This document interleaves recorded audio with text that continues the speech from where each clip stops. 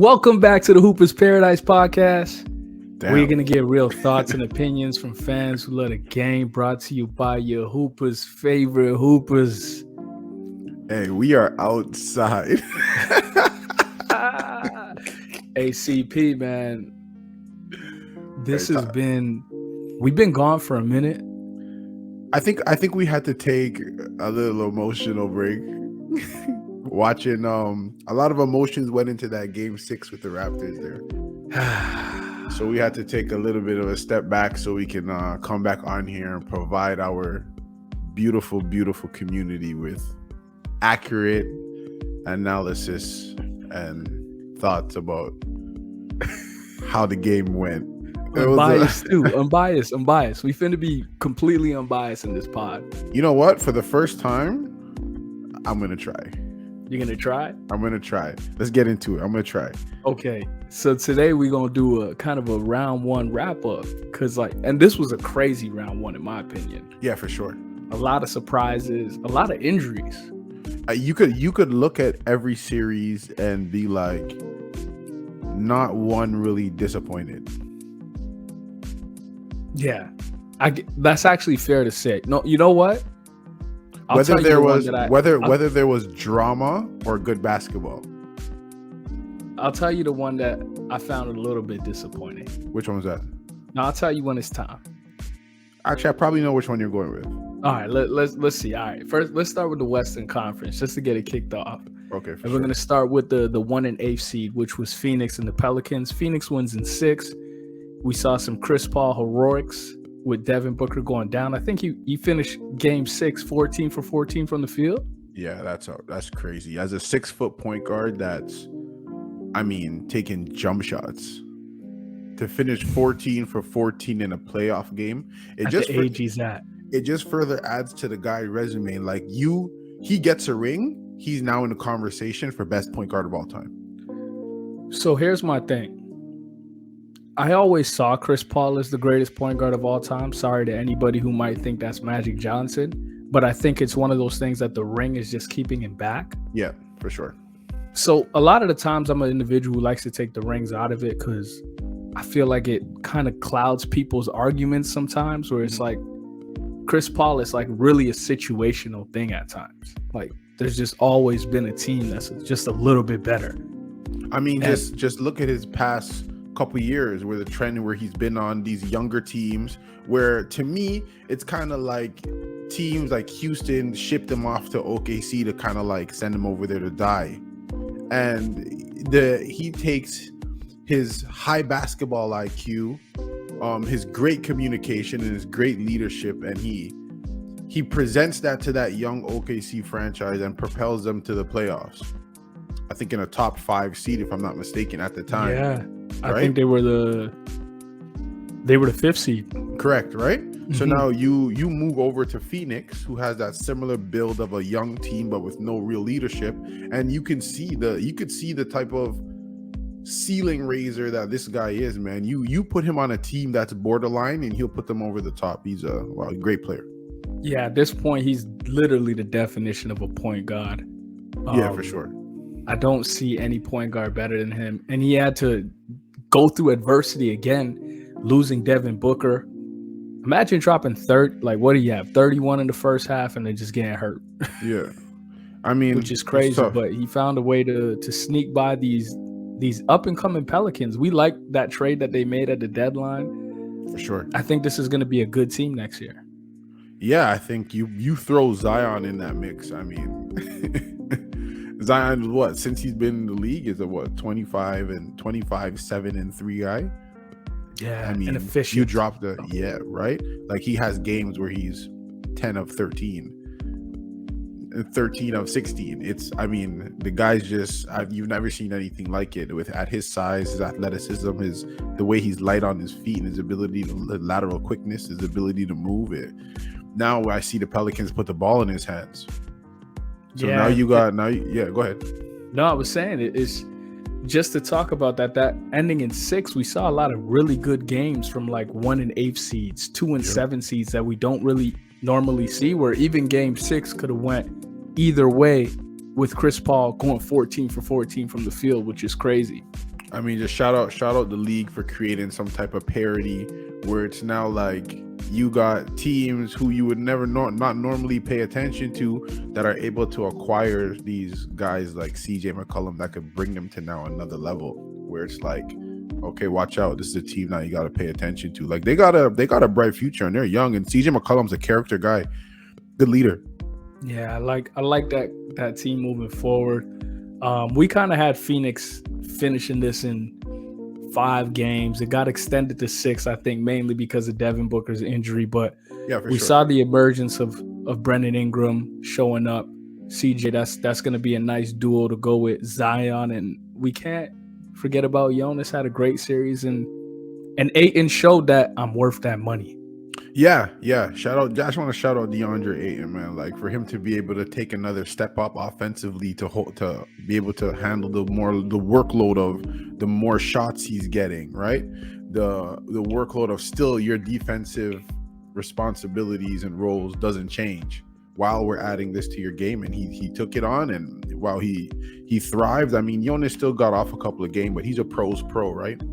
Yeah. So he's gonna get his sometimes, but shout out DeAndre Ayton, man. Phoenix, he deserved that. I don't know if Phoenix wants to tie up their cap like that. They put the money up at that point. They gotta put he literally proved that I'm a max guy in my opinion in that series. Is Phoenix a small market? Yeah, I guess you can kind of say that. It'll be tough for them to have 3 max players. You want to know what it is? Their management is known not to pay. Yeah. The ownership there is known as an organization not wanting to pay the tax and go over the tax for things. So we'll see. But they're winning now. I mean, but yeah, I guess we'll see. I mean, just without that Devin Booker injury, Phoenix would have had this up maybe in 4-1. But good showing by the Pelicans. Nice to see. We got a fun one. Memphis versus Minnesota. Memphis wraps it up in 6 games. Hey, shout out. My prediction was right. Memphis in 6. Yeah, you had Memphis in 6. I had Memphis in 5. Yeah. And to be honest, it should have went 7. I mean, talk about meltdowns. But that's the Minnesota Timberwolves. That's what I talked to you about the whole series. When you watch them play throughout the year, they're super talented, but a lot of their guys are very inconsistent. If you look at the Jamar and you really look at it, Minnesota should have won this series 5-1. 4-1, yeah. Yeah, they were up 20 in 2 different quarters. 3 times? 3 times. Sorry, 3 times. three times. That's crazy. But then that's just the resilience of Memphis, what they've kind of been doing all year. They're just grinded. They're like the new edition of what we thought like the grindhouse Memphis Grizzlies were back in the day, where they were rough. Yeah, just a younger version. But now these are just a bunch of young athletic guys. It's a little bit of a different look, but same kind of feeling. Same personality. They got the same, they kind of build, again, these small market teams got to build through the draft, right? So when you're going to the draft, for the puzzle to be able to fit, you got to bring guys in the locker room that are cut from the same cloth. And a lot of those guys in that Memphis Grizzly locker room are cut from the same cloth, man. And Memphis has done a phenomenal job of building that organization, starting with, I was going to say Powell, but... they weren't that good then. So starting with that first time they made the playoffs with Shane Battier and Mike Miller and that man, you remember that? Yeah, right? Back in the day. You're right. Shout it out from then, because ever since then they've just been building and building and building, and to where they are now, and they look good. They done a good job sneaking Dylan Brooks. Mm-hmm. Shout out the Canadian. Brendan Clark had an amazing series. The 2 Canadians. Yeah, wow. He looked like he was, and I watched Memphis some, and it's like every time I would watch him play, he was just playing spot minutes on Memphis. Foul trouble, he would come in, like he wasn't a defined backup center. And I guess maybe because of the play in Steven Adams, and then you're gonna kind of stagger the minutes between Steven Adams and Jaren Jackson. So it's tough to squeeze him in. I get that. But wow, talk about a showing. And he strived in that kind of like small center, because he came into the league more like a 4, but was playing a lot of 5 for them in this series. So like kind of really strived in that small ball 5 kind of role. Yeah, he was just out there playing his heart out, just making hustle plays. He was at every loose ball, like tip-ins, everything. And it was just great to see the two Canadians kind of just thrive in the playoffs like that between him and Dylan Brooks. And it was just wonderful to see this young Memphis Grizzlies, regardless being down the way they were, put it together. Big shout out to Desmond Bane, who was great too. A nice little steal in the draft where people didn't want to draft him because he has small arms. But hey, man, they got to stop with this. But he had a great showing. I mean, numbers don't lie, man. Desmond Bane's a really good basketball player, and he fits well in that system. Fits well beside John Morant in the backcourt. They every game that they play as a young franchise like that is a learning experience, and just you can see them growing with each quarter. You can see the mistakes, you can see them learning from it. Now you just get a little bit more consistency from John Morant as your leader, and boy, they'll be a tough team to stop. Shout out the Grizzlies, man. 4-2. Real quick, how do you feel about Ja giving his most improved trophy to Desmond Bane? Yo, that says two things to me. It says that John Morant's a real one, but I think that perspective was already known. And it also says to me that, like, John Morant thinks he doesn't belong in that category. I'm an MVP. Facts. So, yo, here, you hold that. I don't need this. You hold that. Desmond Bane, it means more to you than it means to me. Let's get the NBA to change our name on that. We keep that between you and I. And we keep it moving. I'm in the MVP talks. That was beautiful to see, just as a teammate. For sure. A leader, great to see. Real quick, Minnesota, Anthony Edwards, I think, is a star in the making. I mean, we'll see the passing of the torch going to him in terms of kind of the leader of the organization, in my opinion. He's an amazing talent, man. Like, that guy seems like he could almost score at will.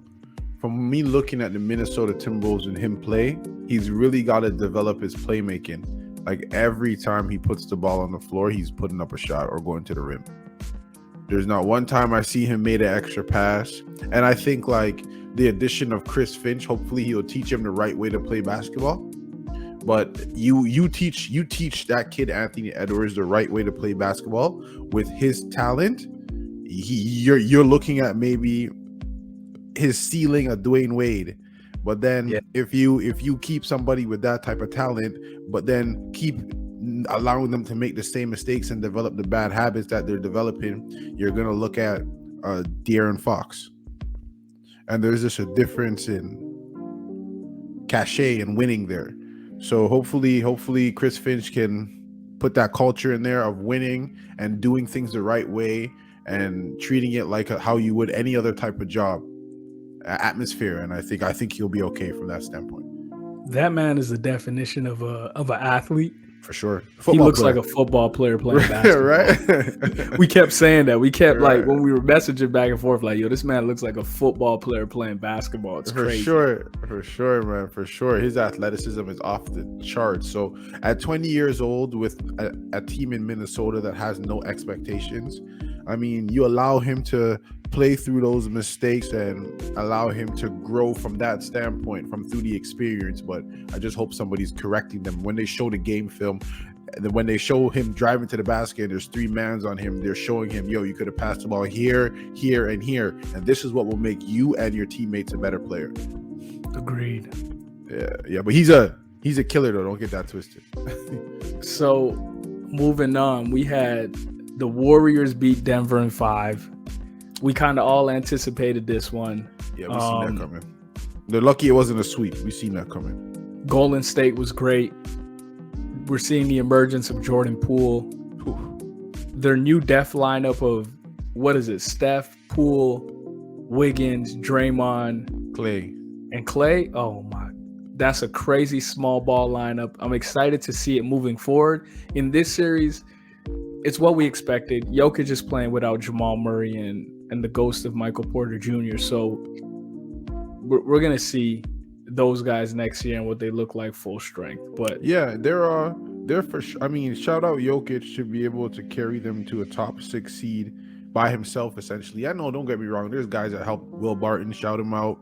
The rookie off the bench, Highland, shout him out. Aaron Like Gordon had a pretty good season. Right, they got some productions in some places, but man, they get Murray back, they get Michael Porter Jr. back, and they can keep them healthy, and they're able to play a little bit of defense because on most nights they're gonna outscore you. So they could play a little bit of defense. They'll be a tough out in the playoffs. But we seen. I mean, just quickly, we seen Golden State sweep. Yeah, we seen that quick. coming. Yeah, that was real quick. Dallas beats Utah in 6. Listen, man, I'm sick and tired of Utah, man.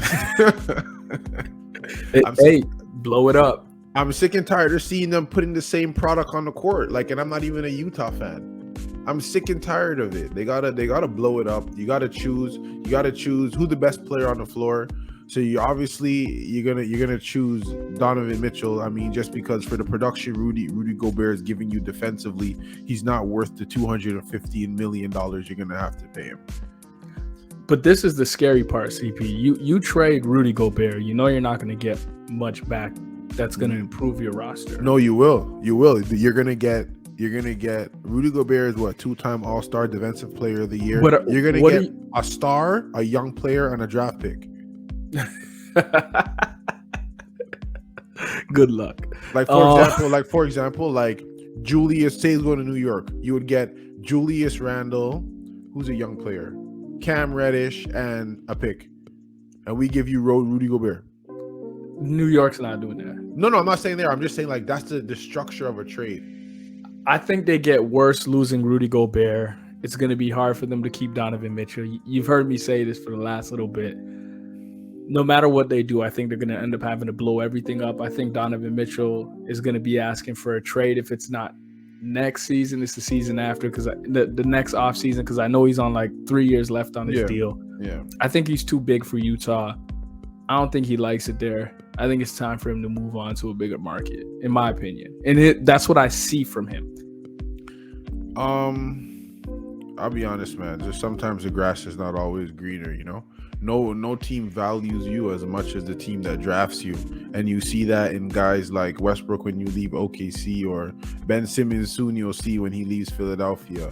Or just those are just little examples, right? It's only certain guys that like LeBron and KD that can control their destiny and their future. All these other guys lose value when they leave. So I just hope that he picks the right situation and the right fit, because that could go left for him. You're in a place where you're the face of a franchise. There's 30 teams in the NBA. There's only 30 faces. That's tough to walk away from. I think he could be the face in a couple other places, though. I think he's a real talent. So we'll see. We just both agree that Utah got to blow it up. 100%. However they do it, they just got to blow it up. Dallas, we learned what we already know. Luka's real. Oh my gosh. Luka is the real deal. LeBron without the athleticism. Take out Luka. Jalen Brunson is real. Yo, he's gonna get close to a max deal this offseason. Yeah, when we were talking about during the regular season, he's gonna get that Fred kind of deal. Oh, he's beyond that Fred deal. Oh yeah, for sure. He's beyond that Fred deal. The way he stepped up with Luka being out was insane. He kind of showed that you can rely on him, and this is in a playoff setting. We knew he was good in the season, but to come into the playoffs now where teams are keying in and locking in on you, that's just a whole nother different level of basketball. And wow, he looked. I seen him tool up Rudy Gobert in the paint. Multiple times. You know those drills, Jamar, when we were younger, when our coaches had us do one-on-one in the paint, you couldn't step outside of it? Yeah. Yo, he cooked him in the paint. His footwork it's like perfection. Yo. His footwork is incredible. Mid-range. He's like that old school point guard. He doesn't shoot a lot of threes, right? No. So that's why I'm not pushing it. I'm just saying he reminds me of Chris Paul, the way he works in that mid-range area.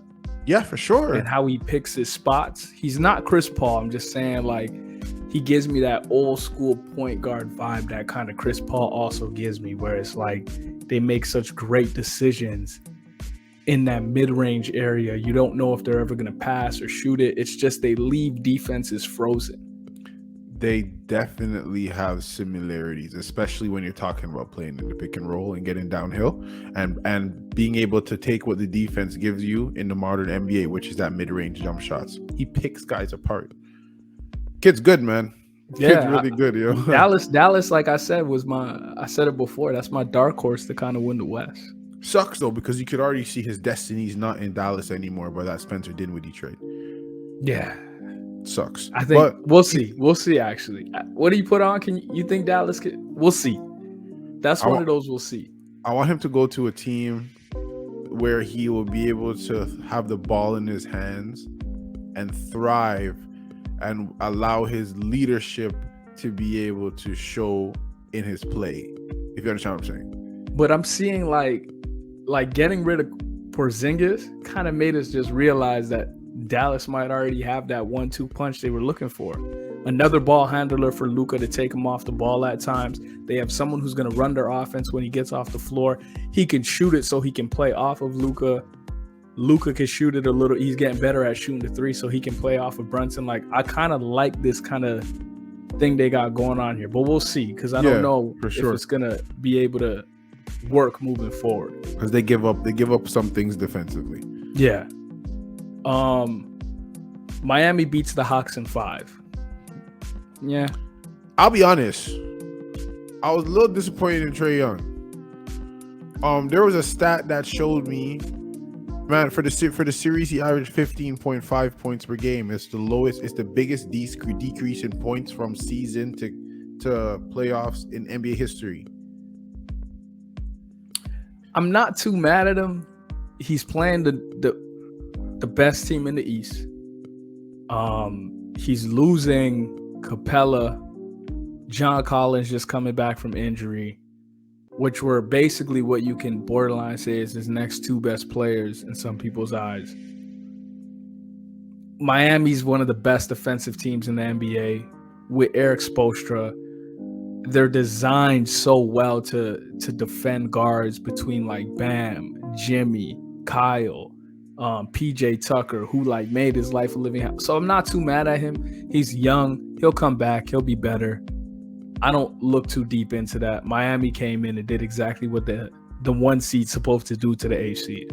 Yeah, facts. I mean, you know, Jamar, you know I rate you as an analyst. You look at the positive side of things. Like, most people will sit here and trash on Trae Young. But no, you give the Miami Heat credit for being able to stop him. It's just a matter of perspective, you know. We'll talk about Eric Spoelstra, one of the best coaches in the NBA, with the roster that he has right now. They've been the best team in the East for damn near the whole year, with injuries and all this stuff going on. And give them their credit, man. We knew this was going to happen. Trae Young was and the Atlanta Hawks were already at a disadvantage like 4 or 5 games. With that being said, I do expect a little bit more from Trae Young. Not from the standpoint of your numbers translating to wins, but I do expect you to be able to, as a basketball player that's in that upper echelon in the NBA of guards, I do expect you to have more than 15 points per game for the series. I'm kind of looking. You could be efficient. You could be inefficient, Jamar. I don't care. You're in the playoffs, so empty the clip, because you got to look at that. There's no tomorrow. Yeah. So you got to empty the clip. You got to come out there and shoot 40 shots. I watched DeMar DeRozan against Milwaukee Bucks, right? When we were playing back in those series, come out here and shoot 35 shots. Empty the clip, and we won that game. Nobody had anything to say, and we were down in that series. We ended up beating them. You can't come out here at Trae Young and have same things we say about James Harden. Similar type of role, ball in their hands, dictating the pace and play the game. You can't have 12 shots, 13 shots. You can't. I just think the way he was getting pressure, PJ Tucker picking him up full court, Jimmy and then when they're trying to go pick and roll, he got Bam and Jimmy switching onto him. Yep. I watched a possession where he had to deal with PJ Tucker picking him up full, pick and roll, he gets Bam switched onto him, pick and roll again, he gets Jimmy on him. I'm like, yo, man, like this is tough for a guy who's already had to carry the workload that he had to carry all season. I don't think I look at it similar to the John Morant. Pardon me? They have weapons. I look at it similar to the John Morant situation, where it's like John Morant didn't play his best, didn't have his best series. Trae Young didn't have their best series. These are two young guards in the NBA. We're talking early 20s.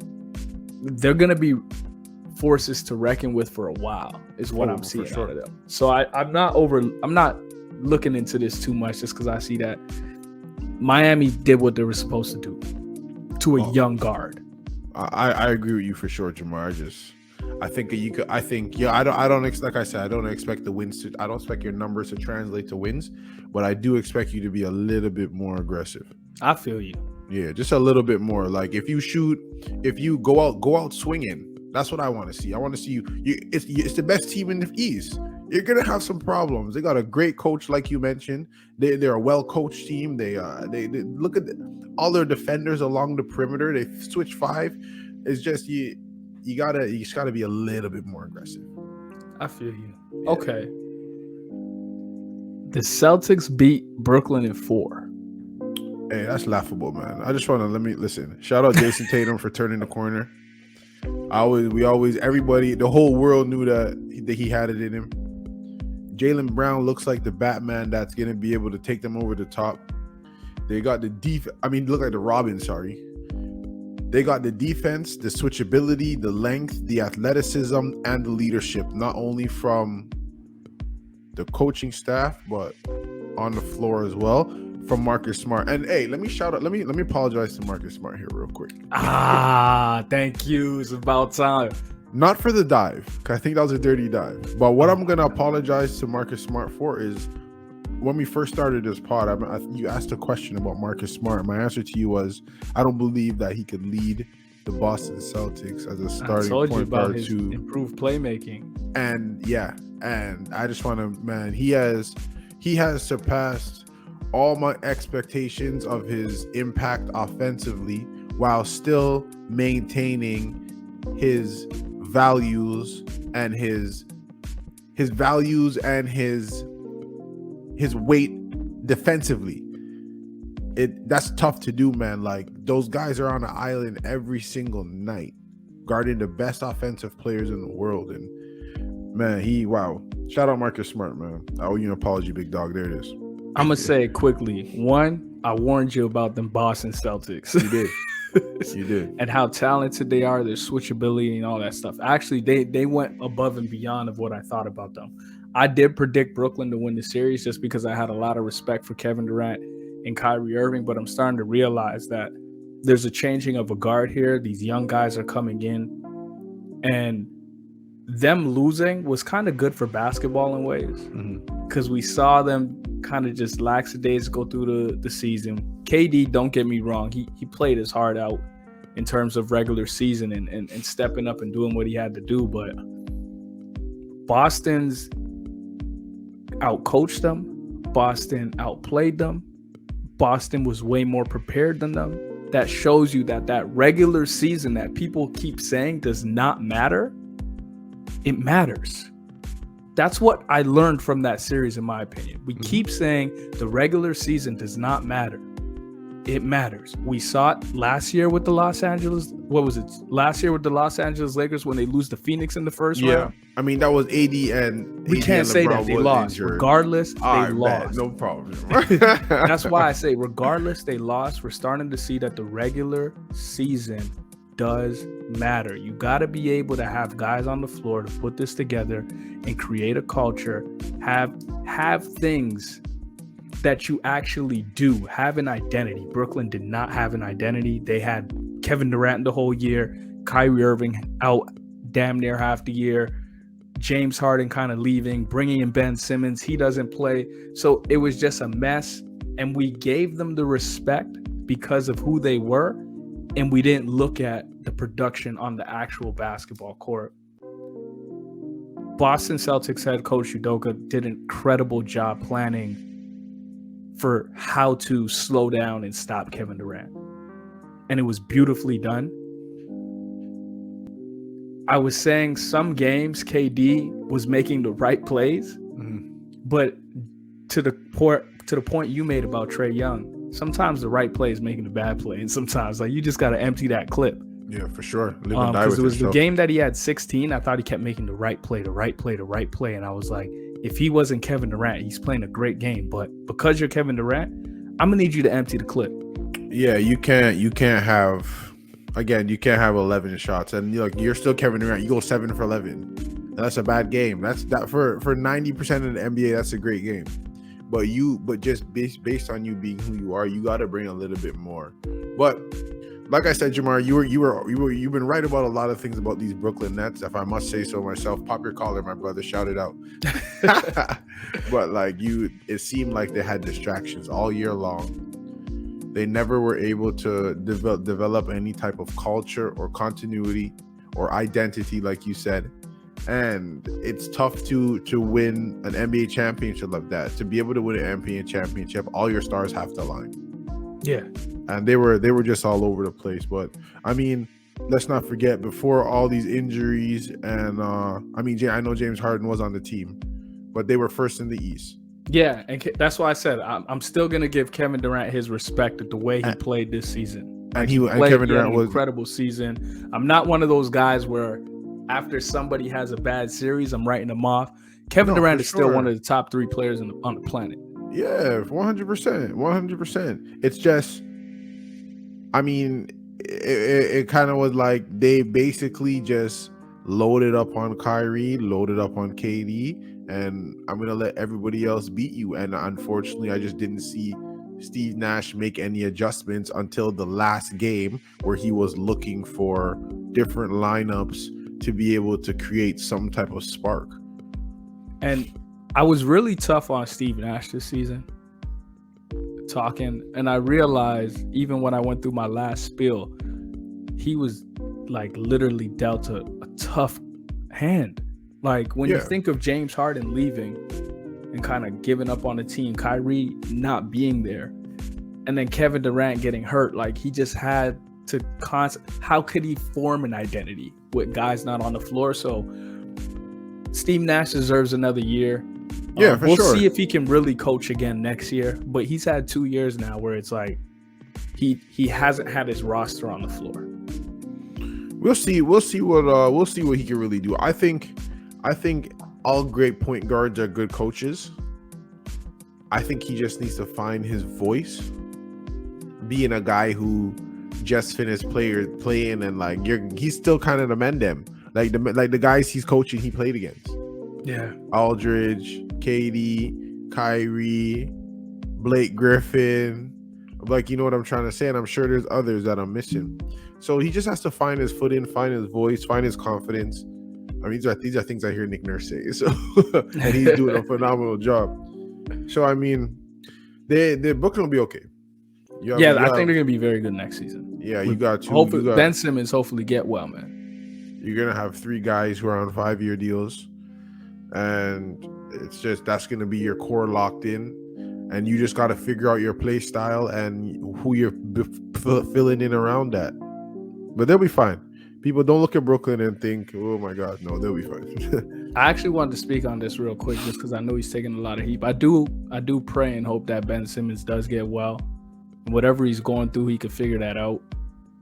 Just being a former athlete and kind of understanding, I can't even understand what kind of pressure he's going through just because of the level that he's playing at is a level that I've never played at before. But we're talking about a guy who's been the number 1 player and in the spotlight for damn near half his life. And you know what? If he's going through some mental health concerns and can't really get on the floor yet, man, I'm going to tell him to take his time, to be honest, because there's no game, no money, nothing that's worth kind of your mental health, right? Yeah, I agree 100%. But, I mean, sometimes you just got to do it, Jamar. And I understand. I didn't think that he should have came back in the middle of a playoff series. I didn't think that made sense. Didn't make sense. So no problem. I think they're just giving excuses because his team and his management didn't feel like he should come back in a playoff setting either. So, finish off the year, but you put Ben Simmons over there in that starting point guard spot. And you got Steph. I mean, you got Steph. Wow. You got Kyrie and KD moving around, running. Joe Harris will be back. Hey man, watch out for Brooklyn Nets. Yeah, I like that. The Bucks beat the Bulls in 5 games. Yeah, maybe they beat the brakes off the Bulls. But it came out today exactly what we thought. Zach LaVine's, we knew he was hurt, but now they're saying on a good day his knee was 50%. That, you see, those type of things. Who put that out? Chicago? I don't know. He's a free I read agent. it somewhere today though. He's a free agent. So why are you releasing that information? Ooh. And I saw DeJounte Murray already started recruiting him over to San Antonio. Yo. He ain't leaving though. I don't know. Well, what makes you say that? I don't believe LaVine's leaving. He got a nice little thing going on in Chicago. I think he's exactly the type of scorer the Raptors need. All right, so the Bucks, the Bucks are everything that we thought the Bucks were gonna be. I know the Bucks were damn near all of our picks to come out of the East. Yeah. Giannis is CP. I keep saying it. That's the best player on the planet, man. Most dominant. I'm gonna have to say he's the best player on the planet at this point. Most dominant. Kevin, he's hard. He's really hard to stop. He's hard to game plan for because you can't. He's just so strong and so long and athletic. That guy could take one dribble from the 3-point line and get to the rim. And it's like, how do you defend that? If he gets through this next series without Chris Middleton and beats the Boston Celtics, I know like the whole Brooklyn Nets situation was a combination of things. Yeah. Like I just said, it wasn't just like KD and Kyrie played bad. It was like they didn't have an identity. Guys on the floor. They didn't have the right. Like there was a lot of things going on. But if Giannis comes out of this series and somehow squeaks past these Celtics without Chris Middleton, there's no way you cannot call that man the best player on the planet. Because the way we're talking about this Celtics defense right now, we're talking about it like it's all worldly. It's the greatest defense we've seen in like 20 years. Yeah, it's really good. And if he comes in and he beats the brakes off of these guys, after who I know you think is the best player on the planet right now just got swept. Kevin Durant? Yeah. I mean, there's more that goes into that, Jamal. I know there's more that goes into it, but I'm just saying that's just a little bit of a bad. I think KD the most skilled player. I think Giannis the most dominant. Like I think there's different categories. You know what I'm trying to say? I think like they both impact winning differently but equal. Okay, I got you. That makes sense. Yeah. But that's exactly what we expected, regardless if LaVine was healthy or not. Oh yeah, we all kind of agreed that the Bucks were gonna wrap this up in 5. DeRozan would have had to. He had the one game they won. He had 45 or something like that. Yeah, he would have had to average that for the series for them to even have a chance. And that one that they won by 45, it went to like overtime. They needed every point he gave, and you're not sustaining that. I mean, it's just tough. It's tough to see them getting beat 4 times. Personally, right now, if they go through the Celtics, we're looking at back-to-back champions, in my opinion. I don't think they beat Golden State. Yeah, we'll see, man. I like that though. I like that matchup. Yeah, I don't think they beat Golden State. I think. Nah, let's not get there yet. Okay. Don't get ahead of yourself, man. Let's see if the Warriors get there. Let's see if Milwaukee let's take it round by round this time. All right, bet. The damn Philadelphia 76ers beat the Toronto Raptors in 6 games. Yo, F Philadelphia. I want to shout out the Toronto Raptors real quick, man. They came into this season. ESPN on their nonsense projected Raptors to win 33, 34 games or some stupidness like that. Of course, just like we do in Raptors fashion, like we do every single year, we come in here, we blow out expectations. You see the emergence of who Pascal really is when he's comfortable, when he's at home, when he has his family with him. You see the difference the setting makes, right? Everybody wants all these Raptor haters, Jamar. We know who the Raptor haters are. We're coming for them, regardless if they lost the series. We're coming for them because we were still screaming Raptors in 7 when they were down 2-0, 3-0. It didn't matter. Energy didn't change. Energy didn't change, you know. But you got these guys. I mean, they surpass every expectation, Jamar. They allow Nick Nurse to coach them how hard, and they're a bunch of character guys. Like I always say, there's every single one of those guys on that team except for Gary Trent Jr. I want to date my daughter. They're all character guys that you love, you want to cheer for, and you want them to see them do well. And shout out the Raptors, man. They're big things coming. Scotty Barnes, Rookie of the Year. Pascal, All NBA Pascal. Freddie, All-Star Freddie VanVleet. Yes, this sir. was the emergence of Precious Achiuwa. That guy has some confidence. I love the swag, right? Chris Boucher coming into a contract year. I don't know, man. They're gonna hear more about us. Definitely, we're gonna do a Raptors wrap-up show. Yeah, for sure. So, like, Philly, they're in trouble and beat out indefinitely with a concussion and a fracture in his face. Yeah, that's tough. James Harden's gonna have to step up, but I see, they're in trouble. We can't. Yeah, don't even bring that up because let's just leave them alone. Yeah, that's not even happening. Philly won the series in 6. They played well. Joel Embiid was dominant. Looked like the MVP he was for majority of the series. Made some big shots, big plays. Shout out Tyrese Maxey. Yeah, shout out Tyrese Maxey for stepping up. Young kid turning but that was the definition of seeing how players are better. Role players like that and guys like not just a role player, but guys like that are better at home. Look how Tyrese Maxey looked at home, and then look how he looked in Toronto. Yeah, for sure. I mean, it's tough. We gotta get these. We gotta fill out the Raptors bench somehow. I think we need to add a big. I know. We see the great job Nick Nurse can do by his swarming defense, but I think we need a big for that initial coverage, that initial 2 to 3 seconds where Joel has the ball where he's able to make that move. So we have a guy that's able to body up on him, or at least be able to meet him at the rim and match him for length before the help gets there. So I think we add that to the roster. We have the second round pick coming in, and Raptors have the best development staff and have the best scouting staff in the NBA. So we're gonna find talent there. You're gonna count on a lot of internal growth, right? Mm-hmm. Guys we already mentioned. I expect Pascal to come back better. I expect Fred to get his health together and come back better because he got tooled up. Tooled up. There's nothing really more to say, but I just definitely want to tell people expect for that Raptors wrap up because we're gonna go all the way in, give out some awards, break down this season, and really start. And we definitely calling out some Raptor fans personally on that pod. So-called Raptor fans. We might even have them on the pod. Oh yeah, we got to bring them on. We got to bring them on the pod.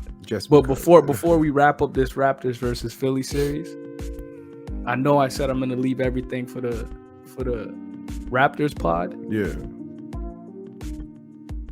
Pascal, I'm apologizing to you on behalf of a lot of fans in Toronto. Oh, okay, talk to him. Here we go. Keep doing your thing, brother. Keep doing your thing. I'm apologizing to you on behalf of a lot of fans in Toronto. Hey, that's important though. That's important. He needs to know that, the city didn't mean it. We were a little headstrong, a little high coming off that 2019 championships, and our expectations were a little out of whack for you. We're here with you, Pascal. We're rocking with you. Right now, you are a guy. Just keep working hard, stay in the gym, and stay positive. And spin as much as you want. As much as you you spin in circles as much as you want, young man. CP, I'm gonna ask you a couple quick joints. Yeah, talk to me. All right, yo. Most surprising thing from round one. What surprised you the most about round one? What surprised me the most? I can give you two. I'm gonna give you the emergence of Jalen Brunson and the emergence of Jason Tatum. I'm gonna have to agree with you, but I'm gonna go with Jalen Brunson. Jalen Brunson was my biggest surprise of round one, and then I'll double down and say Jordan Poole. Oh shit, I forgot about him. Yeah. He took that most improved player very, very personal. Like, for sure. Yeah, 100%. Disappointing team around one. Hey man, shout out to Utah Jazz. Yeah, I think everybody expects us to say the Brooklyn Nets, but like we said, when you break down the combination of circumstances that was going on, but really, it's very different. Utah Jazz, especially with Luka being out, the first 2 games? That's listen, that's unacceptable. Time to break that up, man. That just sounds like people don't even want to be there at that point. Yeah, man. Just let it go, man. If we lose this series without Luka, they'll really break us up. That's crazy. Yeah, but definitely Utah, most disappointing team. Definitely. Disappointing player of round 1. I'm gonna have to give it to my man KD or Trae Young. Well, I'll probably go with KD just because I expect a little bit more from him. Yeah, that's how I saw it too. It came down to Trae Young and KD. But I went with KD just because the expectations are way higher. Yeah, for sure. Especially when he's in that upper echelon of NBA talent. We're talking about a top 75 player. And I'm going to double down and not say Trae Young. Kyrie is getting away with a murder right now because he was also very, very bad. Yeah, he was awful. But nobody's talking about it. We're just stuck on how bad KD was. And I think the reason why we're stuck on KD is because we never thought we would see him ever play that bad. I just think like Kyrie has more, not more important, but more more hitting headlines that would take that could spew the negativity around him better than saying, oh, he averaged 18 points per game for the series. No, let's sit here and bash him because he was to create the perspective or the narrative. He was a bad teammate.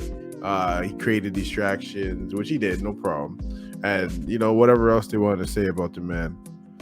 So that's why I think he gets away with it. And like you said, just to add on, Kevin Durant doesn't play like this normally. Like, what the hell?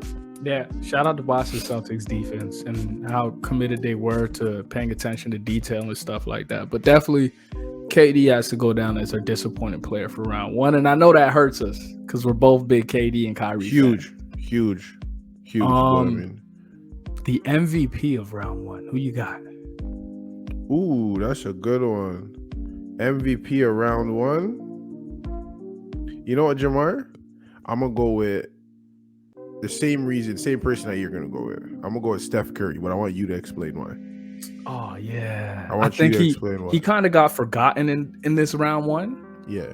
I know people probably expected us to say Jimmy, Giannis, or Tatum, but we're talking about, or even Chris Paul.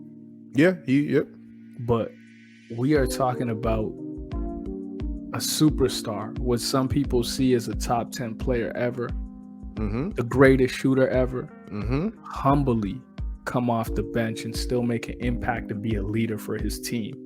Isn't that something? How much guys would have pouted? Special, man. Like, wow.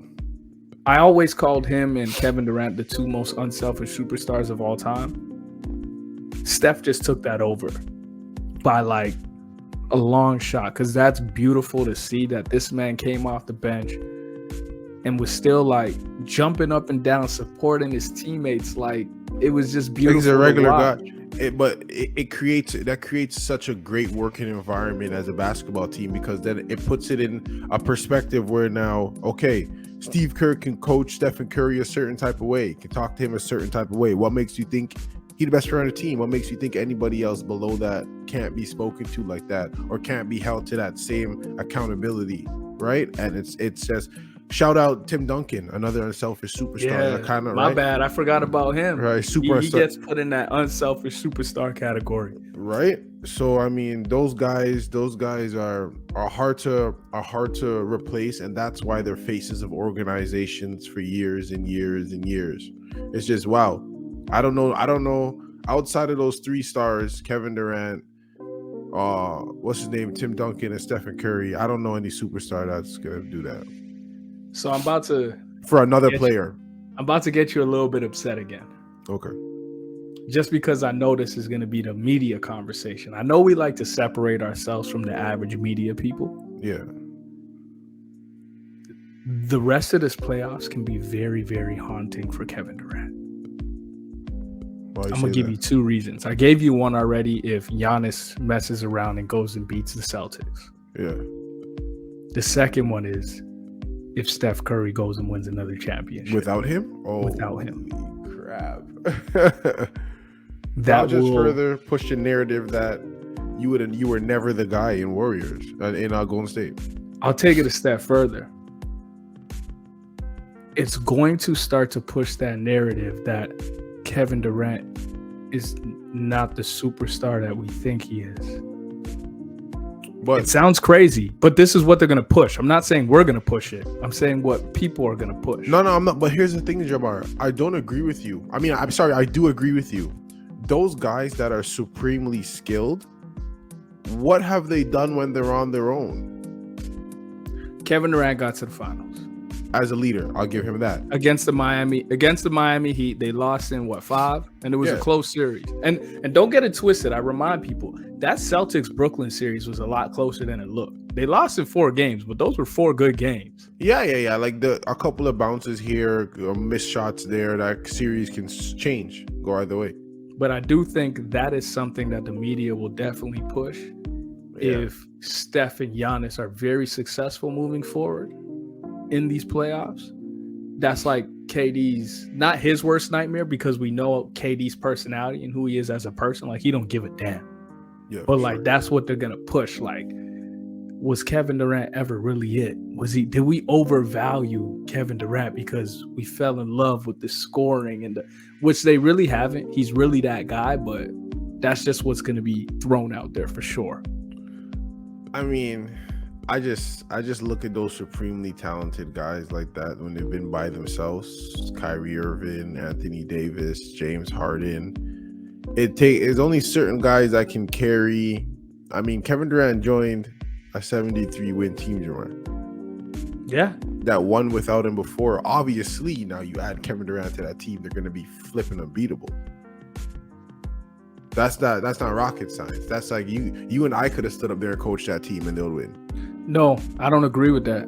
I don't agree. That's the point that I don't agree with people, because we've seen on so many occasions now where it takes a special kind of coach to put talent like that together at the youth level, even all the way to the professional level. Jamar, to balance the personalities and the balance, to get them to run through offenses and go through an identity when you have 3 or 4 guys who feel like they can just score whenever they want. That's hard to do.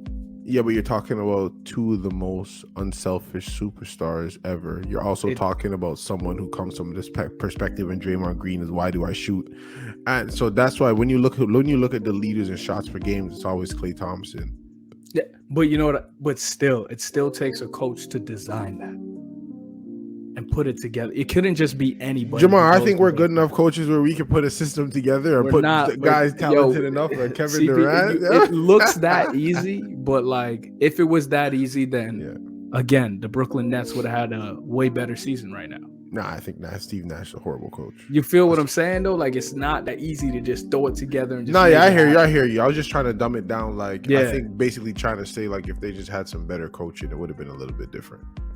But I will say though that I was kind of. It's just gonna be a tough time for Kevin Durant if those guys are very successful. I can see that. I can see the media pushing those type of narratives. Yeah, automatically, sure. Steph jumps him in the all-time rankings. Yeah, especially if Steph gets Finals MVP. Yeah, for sure. Yeah, he jumps him. Yeah, sure. We're gonna switch the speed of things. What you got is the highlight of round 1. Okay. What you got? Listen, there's 2. The honorable you gotta give me mention. 1, man. Why you always want to go with 2, man? I asked you for a highlight. I'm giving you the honorable mention. Okay, what's the honorable mention? The honorable mention is gonna be Jalen Brunson tooling up Rudy Gobert in between the lines. Footwork, right? Yeah, for sure. But shout out Ja Morant coming down the lane.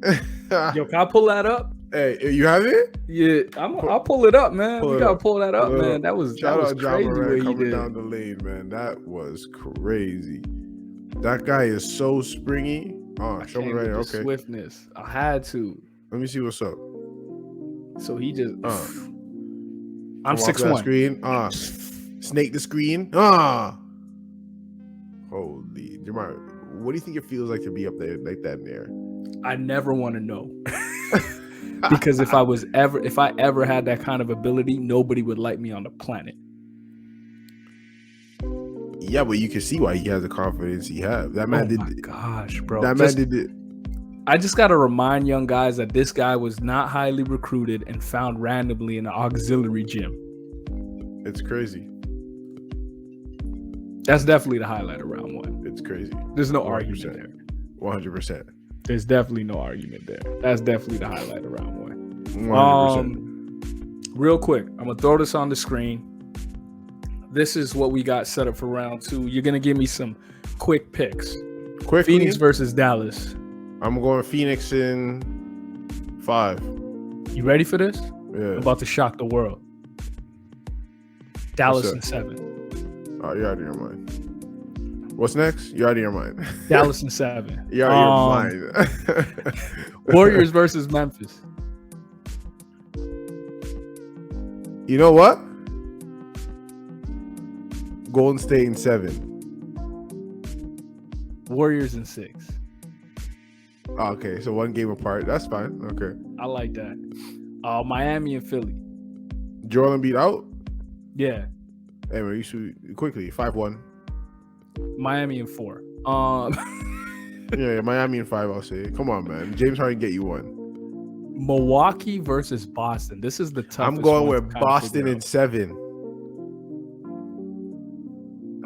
Shout out Boston. I know Raptors fans are not supposed to like Boston, but I know I'm a big KD fan. You know that. I love Kevin Durant, but I know this is going to haunt him. But I've been saying it for a while. Giannis is the best player on the planet, and he about to show y'all. I don't need Chris Middleton. I don't need nobody. Just give me the ball, and I'm gonna dominate. And I think I'm gonna take Milwaukee in 6. Oh, okay, that's the hot take. Hey, we gotta write that down. And you know I'm a big Boston, not a big Boston Celtics fan, but I'm a fan of this Boston Celtics team. And I'm gonna still take Milwaukee in 6. All right, we'll see, Jamar, man. I'm going Boston in 7. Am I wild for that? Yeah, you're crazy. Yeah, I'm finna be wild. I think which one of my picks is crazier, the Dallas and Phoenix or the Milwaukee and Boston? Definitely Dallas and Phoenix. Watch when Luka finna get this done in 7. Nah, we got the wing defenders. We got to wing defenders. I gotta throw something crazy out there. I get it, Jamar. I get it. You could have maybe said Miami in 7. And I would have been like, oh, but I thought Joel's hurt. That's crazy. But you went way left, bro. Oh, hey, man. Luka's going to do it for me, man. Luka's going to do it for me. Nah, I don't doubt you, Jamar, man. This was fun, brother. Hey, Twitter, Instagram, Hooper's Paradise. Check the ticker below. You seen at the top of the show. Subscribe, like. We out here brought to you by what, Jamar? What we brought to you by? Immunity Productions, baby. Shout out our first sponsor. We here. We outside. Please follow, like, comment, repost.